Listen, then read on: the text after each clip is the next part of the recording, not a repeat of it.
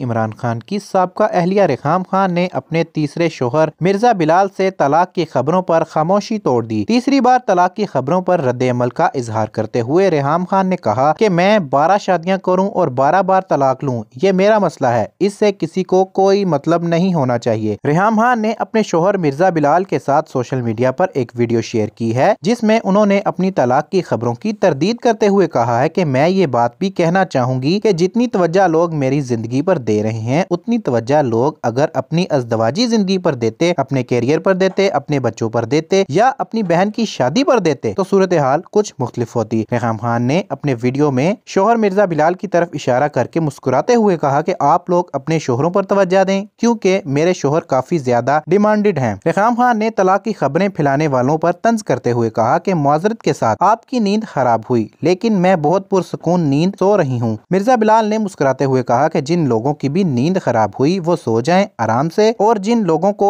بھی ہماری طلاق کی خبر سن کر پریشانی ہوئی تھی میں ان سے کہوں گا کہ وہ پریشان نہ ہوں۔